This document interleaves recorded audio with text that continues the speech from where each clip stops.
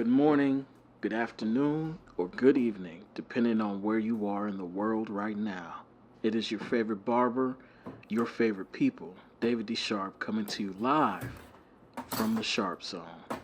This video, I want to share a couple of tricks, tips, some products, and some ideas that I'd use on a consistent basis, especially when it comes to cleanliness of my station, towels, clippers and trimmers, brushes, all your utensils that you will need to service your clients.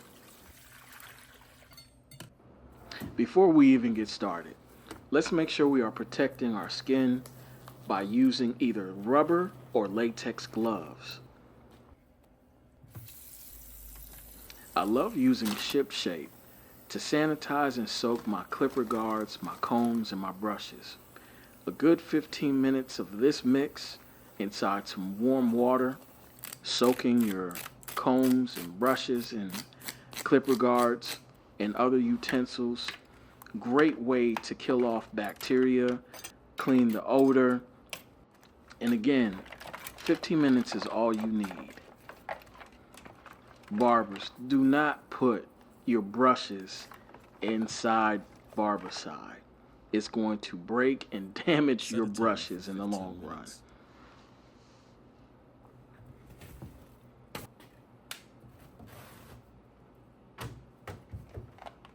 This process that I go through, step by step, cleaning each and every nook and cranny, gives me time to slow down, gives me time to think.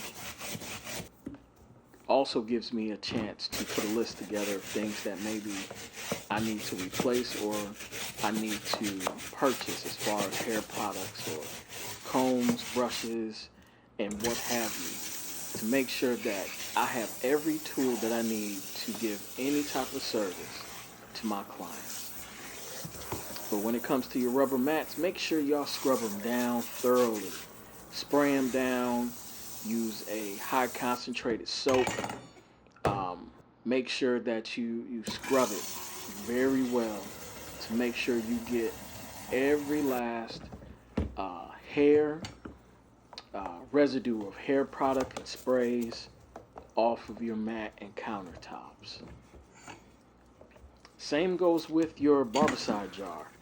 Don't let your jar sit on your station or on your sink for more than 2 weeks and you have not changed out the water or the Barbicide and have yet scrubbed out your jar. I know in the state of North Carolina, we are one of the strictest states when it comes to sanitation. Boy, when I tell you, they would love to walk in and catch you slipping and tack on a nice little hefty fine, and even possibly if you get caught too many times. Thank God I've never been in a situation where my cleanliness was poor to where they could take your license, yet alone never gotten a fine. And if you got some clipper brushes that looks like a toddler been chewing on it, throw it out, replace it. I just bought me a new pack of 10 myself, so you'll see that later in the video. Make sure you keep up with your utensils, making sure the condition is still good, and if it's time to replace it, make sure you replace it.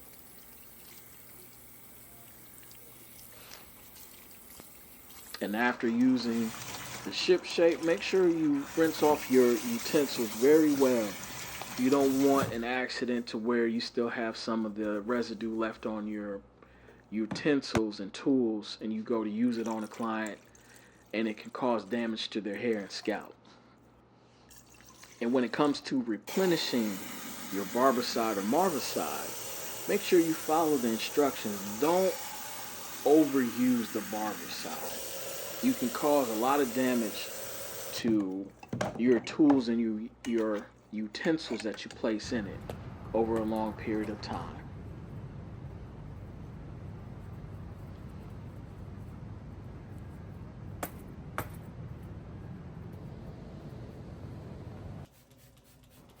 In this industry, we have the capability to not just enhance someone's look, but we can also impact their health.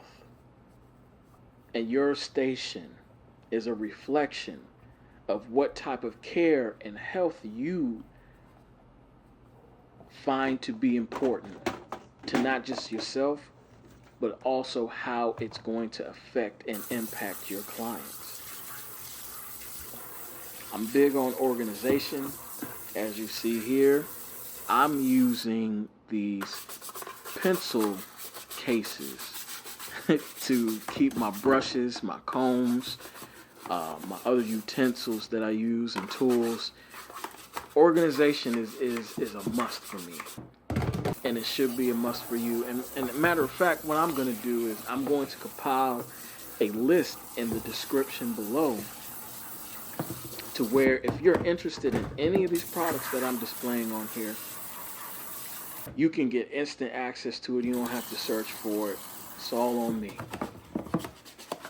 But I love being able to open up my drawer in my station and know what I put away is not only still there, but it looks good. It looks organized. It looks formal.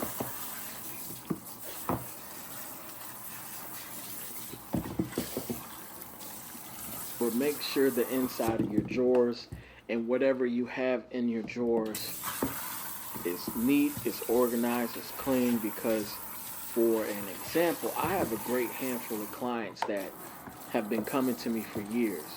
And they know how well I keep up my station. They know how well I like to stay up to date with new tools and clippers and trimmers and such forth. That no matter how long they be coming to me, as soon as I open that drawer, they like to lean back, like to see what's in it. And I see the client's reaction when they see that it's nice, it's neat, it's clean, it's been cleaned.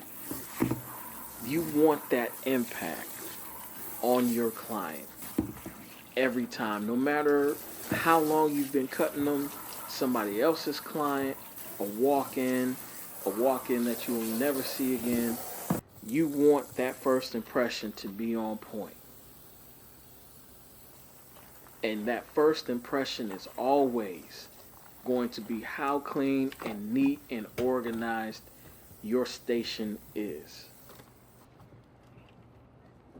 In ship shape, if you are using the rubber twist sponges, it's great for your rubber twist sponges without having to worry about, great damage and it falling apart. So no worries there. Barbers, and even including my stylist, make sure you are cleaning your sinks on a constant basis. What you don't want to happen is a situation to where a father and son or someone may need to use your sink outside of yourself, that is a client or a client of the shop, and they go to your sink and they see nothing but a combination of hair residue and hair products all over it, and it's looking dingy and whatnot. Take care of your sinks. That it just like your countertops, just like the inside of your stations. You don't want to make that mistake and leave this area untouched. And even as you see now, I'm using a hand vacuum to make sure before I even spray down the inside of my station, inside of my drawer, I'm getting up as much hair as possible that has accumulated over time before I even spray and wipe.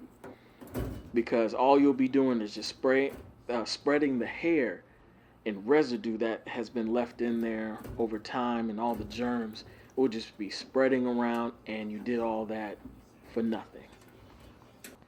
Now you are going to see the pencil holders come into play and how well it will keep you organized and how well it is pleasing to the eye to see everything in place.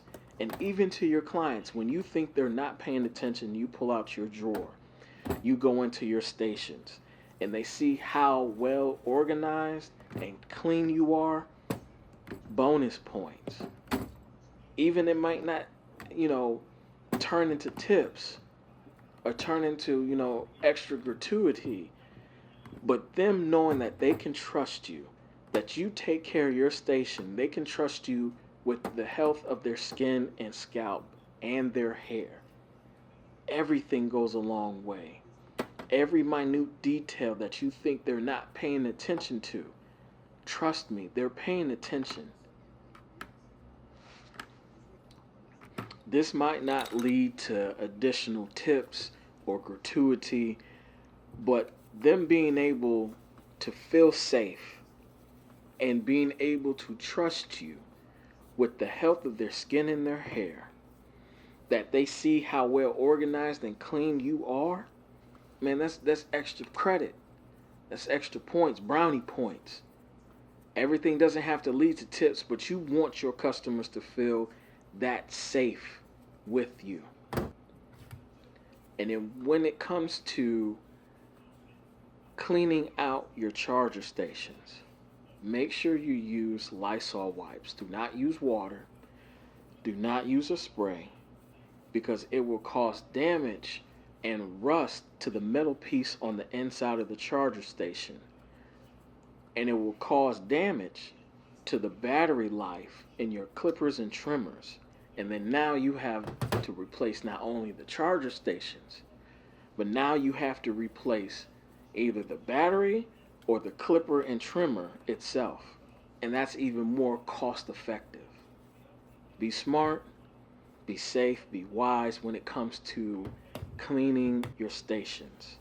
Lysol wipes go a long way. They don't contain but so much liquid, but just enough to disinfect your charger stations and the top of your barber station. These small, minute details go a long way with your clients, even walk-ins, even if you never see them again. At least they know that they can feel safe with you when it comes to the health of their skin and their hair, especially your mirrors. How many times you've gone to a barber in the past, even if you had already started your career at that particular time, where a barber handed you a mirror and it has product residue and fingerprints, and it looks like maybe it had food or something, snot or whatever have you, all over it, and you did not want to touch it. Consider your clients and everything you do as if it was yourself. If you're anything like me and you like to have instant access to your products, hair products, or cleaning products that are for your clippers and trimmers, make sure you organize from tall to short. It goes a long way to the eye of your client. Organize your sinks, keep it together, and make sure you have good smelling hand soap. I like to go to Bath and Body Works. Yes, Bath and Body Works. They have great masculine scents, whether it be from the WallFlowers to the hand lotion to the hand wash to the hand foam soap. It goes a long way. You know how many bad stories and jokes I've been told throughout this industry, where other barbers were left reviews on Booksy or StyleSeed or whatever app that they use, that their hands smell terrible, like cigarettes, cigars, their balls, their private areas, like boo-boo. It goes a long way. Go ahead and get you some Bath and Body Works. I know you think it's for the ladies, but they got stuff for the fellas too. They got masculine scents. Those minute details go a long way with your clients, especially when you're edging up their facial hair, their mustache, and they can smell your hands. I've had some clients kind of give me a look like, oh, bro, you really stay on it. You on it as far as your cleanliness. You making sure you're presentable. You making sure, you smell good and you on point. But everybody in the shop keeps their own towels. Going back to Bath and Body Works, I use their laundry detergent and scent booster. Man, do you know how many times I get a client in my chair And a part of their package, their service package, it comes with a hot towel, and I put that hot towel on them, and it smells like mahogany teak wood. Man, look, it's I'm giving you game here. I'm giving you real game to enhance the experience for your clients. But if possible, you can move your station out the way. Make sure you're sweeping and you're mopping behind and not just around your station. That hair gets trapped back there. It looks like the Wild Wild West from times. Dust accumulates back there. Take that extra step to make sure your station is on point. And referring back to a statement I made earlier in this video, you don't want the barber board walking in on you and you are caught slipping. You're going to get smacked with a hefty fine, and I'm pretty sure there are some barbers out there watching this that have already been hit with fines when it comes to the cleanliness and sanitation of their station and tools. You can even lose your license depending on the state you reside in, you work in. And there will be a fee on top of the fee that you have to pay for lack of